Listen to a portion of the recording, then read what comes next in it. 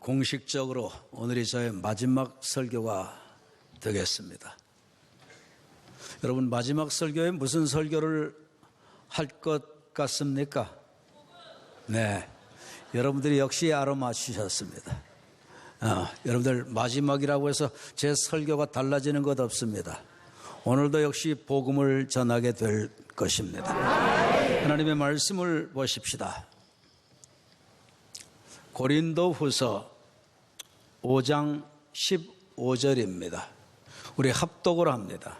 시작. 그가 모든 사람을 대신하여 죽으심을 살아있는 자들로 하여 다시는 그들 자신을 위하여 살지 않고 오직 그들을 대신하여 죽었다가 다시 살아나신 이를 위하여 살게 하려 함이라. 그가 누구죠? 예수 그리스도께서 모든 사람을 대신하여 어떻게 되셨다고요? 죽으셨죠. 어디에서? 십자가에서. 십자가에서 예수님이 죽으신 것은 그러니까 누구를 위한 죽음이시죠? 네, 나를, 우리를 위한 대신 죽어주신 죽음입니다. 그런데 이 죽어주신 이유가 뭐라고요? 살아있는 자들로 하여금, 그러니까 여기서 살아있다는 것은 뭐가 사는 것을 얘기할까요? 죽었던 영이 살아나는 것을 얘기합니다. 성경을 볼 때 여러분들 영에다가 자꾸 초점을 맞추십시오. 하나님의 말씀, 성경은 영의 책입니다. 영의 말씀입니다. 하나님은 영이십니다.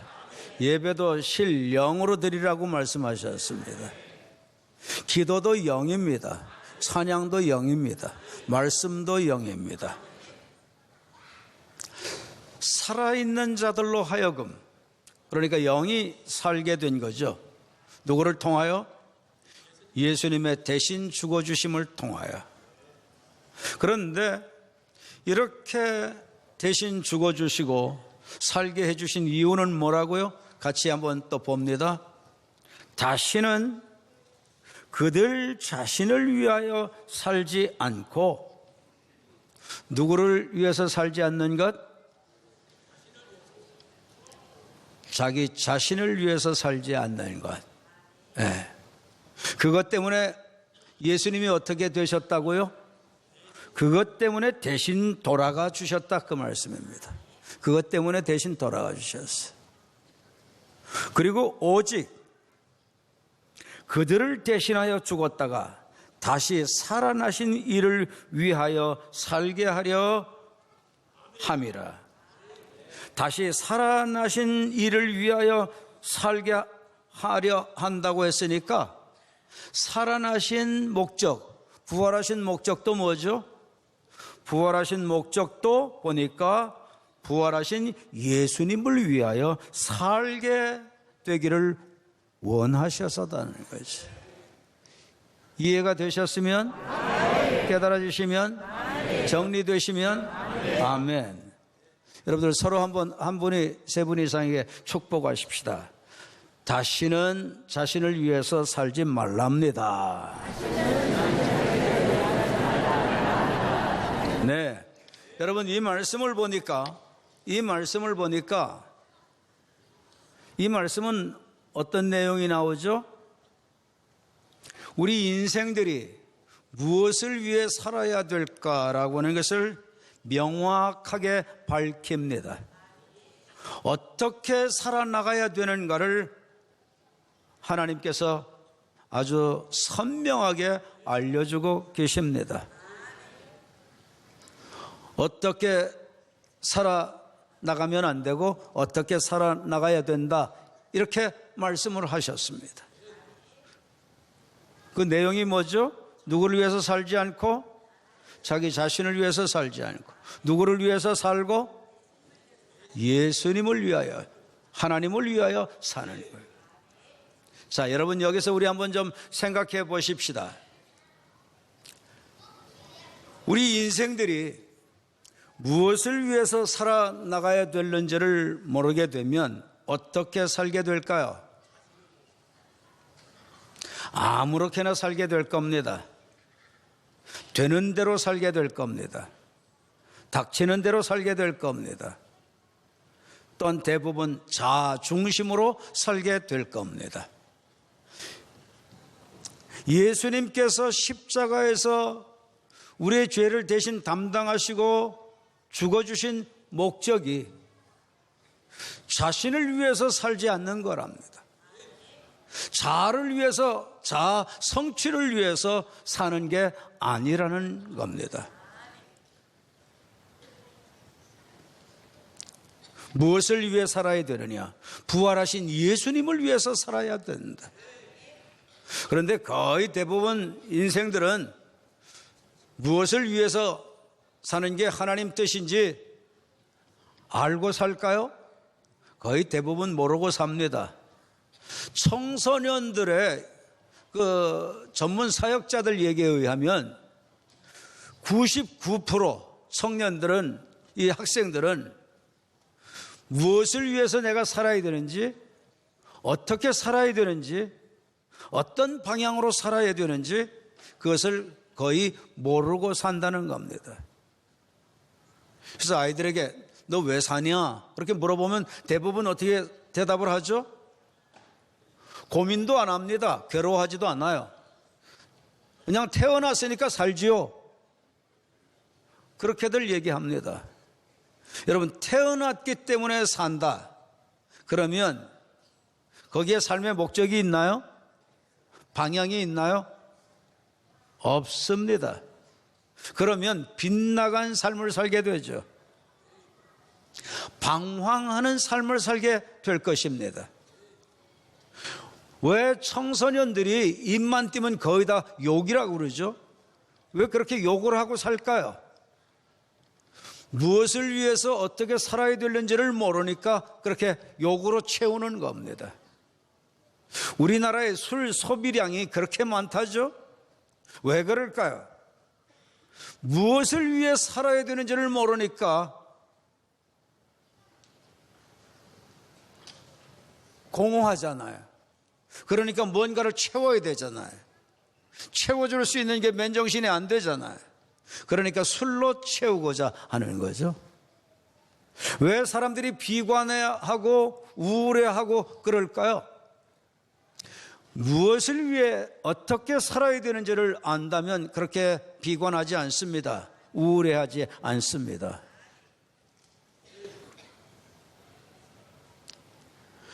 무엇을 위해 살아야 되는가를 정확하게 알고 사는 것 매우 중요합니다. 어떤 사람들은 왜 사냐? 그러면 뭐라 그러죠? 죽지 못해 삽니다. 그런 사람들 거의 일냅니다. 자살하기도 하죠. 왜? 삶에 소망이 없게 되니까. 어떤 사람들은 무엇을 위해 사느냐? 성공을 위해서 산대요. 그러면 성공한 다음엔 뭐 할 거냐는 거죠. 이건희 삼성 회장의 아버님 선친 되시는 이병철 씨, 돈은 많이 벌었어요. 인간적으로, 세상적으로 성공했습니다. 그런데 이 신부, 저 승려, 이 목사님 찾아다니면서 그가 마지막에 무엇을 알기를 원했고 무엇을 해결하기를 원했고 인생에 어떤 해답을 추구했습니까? 정말 하나님이 계시냐고. 정말 인생은 무엇을 위해서 살아야 되느냐고.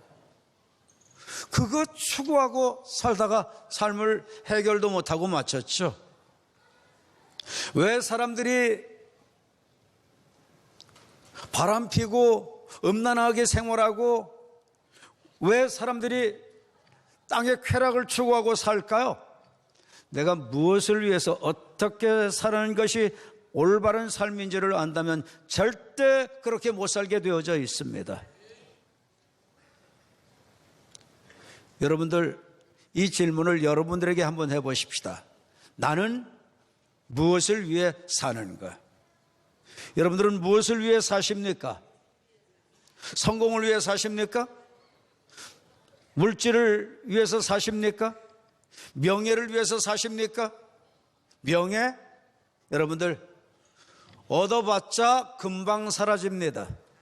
권세? 얻어봤자, 요즘에 우리나라의 권력이, 권세가 어떻게 추락하고 있는 것을 보시죠. 여러분, 이것은 우리의 삶의 목적이 아닙니다. 깨닫게 되기를 바랍니다. 진정한 삶의 목적은 우리를 지으신 조물주 하나님 통하여만 답을 알 수 있습니다. 그런데 하나님께서 주신 말씀 가운데 우리 하나님, 창조주 하나님, 모든 것의 주인 되신 하나님께서는 무엇을 위해서 살면 안 된다고 말씀하시죠? 올바로 살기 위해서는 먼저 그렇게 또한 살면 안 될 것을 깨닫는 게 중요한 것 같아요. 그래서 자신을 위해서 다시는 더 이상 살지 말라는 겁니다. 여기서 다시는 그들 자신을 위하여 살지 말고, 다시는 그들 자신을 위해서 살지 마라. 여기서 다시는 이라는 말이 무슨 의미를 갖고 있죠? 두 번 다시 그렇게 하면 안 된다는 거예요. 또 다시 그렇게 살면 안 된다는 거예요. 여지껏 잘못 살았던 것 이제 깨달았으면 이제부터는 제대로 살아야 된다는 거예요. 제대로 사는 게 무엇이냐? 자기 자아를 위해서, 자신을 위해서, 자아의 성취를 위해서 살면 안 된다는 거예요. 그런데 여러분, 이 인생의 방향, 어떻게 살아야 되는가? 이것은요, 우리를 지으신 창조주 하나님만 알 수 있는 겁니다. 그분의 계획 속에서 우리가 이 땅에 오게 되었기 까닭이죠. 그런데 우리 하나님께서 뭐라고 말씀하시느냐? 제대로 인생 살려면은 자기 자신을 위해서 살면 안 된다는 거예요. 그런데 거의 대부분 누구를 위해서 삽니까? 무엇을 위해서 삽니까? 사업을 해도, 공부를 해도, 또 직장 생활을 해도, 결혼을 해도 다 목적이 뭐죠? 다 자아 성취입니다. 다 자기를 위해서 그렇게 다 모든 것을 하죠. 여러분, 이게 블랙홀입니다. 이거 여러분들 해결 안 되면 인생 날아갑니다. 여러분, 오늘은 저의 마지막 설교입니다. 마지막 설교는 우리 교회에서 23년 사역했고, 그리고 여러분, 제 목회가 48년이죠.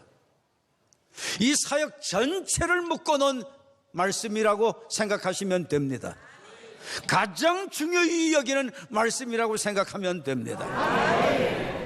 가장 정말 마지막으로 권면하고 싶은 말씀은 자아를 위해서 살지 말자. 자신을 위해서 살지 말자는 겁니다. 자신을 위해서 살면 블랙홀에 빠진다는 겁니다. 방황하게 된다는 겁니다. 여러분, 신앙생활의 첫 출발이 뭐죠? 누구든지 나를 따라오려거든 그 다음에 뭐를 해야지 주님을 따를 수 있다고 그러죠? 뭐를 부인해요? 자기를 부인하는 겁니다. 자아를 부인하는 겁니다. 혼의 문제입니다. 혼의 문제. 거의 다 자아의 성취를 위해서 삽니다. 제잘난 맛에 삽니다. 자기 중심으로 삽니다. 자기가 목적입니다. 자기가 주인입니다. 이것 때문에 신앙생활의 진보가 안 일어나는 겁니다. 이것 때문에 영이 풀어지지를 않습니다. 여러분, 자아가 깨진 만큼 영이 풀어집니다. 자아가 여러분들 못 박혀져야 영이 살아나옵니다. 자아가 여러분들 완전히 못 박혀져서 이 혼이 완전히 깨져서 하나님 중심이 되고 하나님의 목적이 될 때, 영에 맞춰지게 될 때, 그때 여러분, 하나님은 역사하십니다.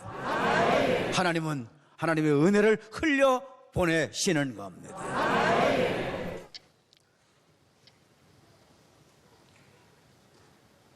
나를 위해 사는 만큼 되지 않습니다. 그렇게 까닭에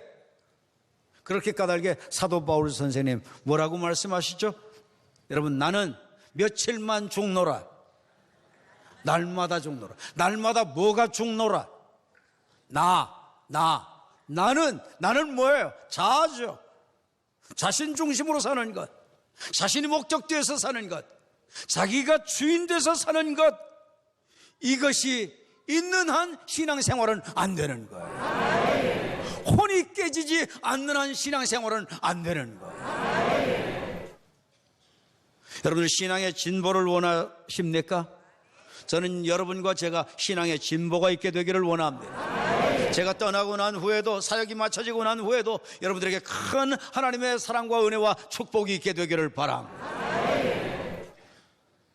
그렇게 되기 위해서는 무엇을 목적으로 해서 살면 안 돼요? 자신을 목적으로 해서 살면 안 된다는 거예요. 그런데 자기 자신을 위해서 살지 않는 것, 아무나 그렇게 할 수 없습니다. 뭐가 돼야 그렇게 살 수 있을까요? 자, 여러분 이 말씀을 보십시오. 이 말씀에 보니까 살아있는 자들로 하여금 이 말씀을 살아있는 자들에게 분부했습니다. 여기서 살아있는 자는 누굽니까? 뭐가 살아있는 자입니까? 영이 살아있는 자입니다. 영이 살아있는 자는 어떻게 영이 삽니까? 십자가와 부활 복음으로 영이 살아나는 겁니다. 여러분, 십자가의 은혜가 없이는 죽은 영이 살 수 없습니다. 사람이 죄를 범했을 때 하나님께서는, 영이신 하나님이 영원히 우리와 함께 하시지 않겠다 그러고 떠나셨습니다. 그런데 언제 하나님이 우리에게 다시 오시게 되었죠? 예수님의 십자가에서 흘려주신 대속의 보배 피, 믿음으로 뿌림을 받고, 실제로 뿌림을 받고, 진리로 뿌림을 받고, 지식과 정보가 아니라 가슴으로 뿌림을 받고 적용해서 죄 씻음 받은 사람에게 다시 영이 살아나게 되고 하나님이 다시 오시게 되는 겁니다. 그러니 여러분들, 예수님의 대속의 피 흘리심은 나의 죽은 영을 살리시는 능력이 있는 겁니다. 떠나신 하나님이 다시 오시게 하는 능력이 있는 겁니다. 그 은혜가 있는 겁니다. 그 역사가 일어나는 겁니다. 제가 처음 목회자 됐을 때가 떠오르더라고요. 48년 목회 마무리를 하게 되는데, 저는 부모님들이 목회자 되기를 그렇게 원했는데 저는 하기를 원치 않았댔어요. 왜? 목회자의 생활이 얼마나 힘든가를 알았기 때문이죠. 그런데 이것을 결정해야 될 상황에 놓이게 됐어요. 하나님께서 깊은 산에 올라가서 기도하고 있는데 하나님이 급작스럽게 저를 죽이시려고 해요. 급성 맹장에 걸려가지고 객사를 하게 될 상황이었어요. 이걸 나중에 깨달았어요. 아, 이제는 내가 길거리에서 죽게 됐구나. 그때 제가 하나님 살려만 주십시오. 그러면 목회자 되겠습니다. 이제 더 이상 목회자 안 된다는 소리 내 절대 안 하겠습니다. 살려만 주십시오. 그렇게 해서 하나님이 살려주셔가지고 나는 길이 없구나. 우리 부모님들이 그렇게 기도한 것뿐만 아니라 목회자 안 하려니까 하나님이 죽이시려고 그러고 내가 사는 길은 목회자 되는 길밖에 없구나. 그래서 이 길 들어왔어요. 그러니까 일하는 게 어때? 하나님이 두렵고 무섭고 겁이 나서 일을 하는 거예요. 그런데 성경을 깊이 보다가 그것 때문에 일하는 게 아니라 예수님이 나 때문에 돌아가 주셨고 그 까닭에 내 죽은 영이 살게 되어졌고 하나님이 다시 오시게 됐고 하나님하고 영적으로 소통하게 되어졌고 하나님 음성을 듣게 됐고 이끌림을 받게 됐고 내 인생이 완전히 바뀌어져 버리게 된 거예요. 예수님이 나 때문에 돌아가셨고 그 까닭에 내게 예수님은 정말 복음이시고 굿뉴스고 이 까닭에 내가 하나님 나라 가게 됐고 다시 살게 됐다. 이게 정말 깨달아지고 믿어지게 되니까 그때부터 이거에 미쳐서 살게 된 겁니다. 여러분, 자아를 위해서 자신을 위해서 더 이상 살지 않게 되기를 바랍니다. 나를 위해서 돌아가셨다가 부활하신 주님을 위해서 이제는 산다면 어떤 역사가 일어날까요? 그러면 복음 전하며 살지 않을 수가 없죠. 그림 하나만 더 보실까요? 네. 여러분, 이 그림을 보세요. 이 그림을 보니까 뭐 같아요? 네. 민들레입니다. 지금 무르익어서 이제는 한 알 한 알의 이 씨앗들이 독립해서 이제는 흩어져야 됩니다. 자, 거의 다 흩어졌죠? 그러면 여러분, 민들레 씨앗들 다 날리고 나면 죽고 끝나나요? 없어지나요? 아닙니다. 여러분, 바람결에 흩날려진 그 생명의 씨앗들은 곳곳으로 흩어져서 나중에는 민들레 밭을 만들게 될 것입니다. 여러분, 우리도 영적인 하늘의 민들레 홀씨 되어 예수님 십자가와 부활이 믿어지고 정말 하나님의 나라가 정말 믿어진다면 여러분들 처한 곳에서 그 생명으로, 예수 생명으로 심어 교회 개척할 수 있게 되기를 바랍니다. 동네에서 교회 개척하십시다.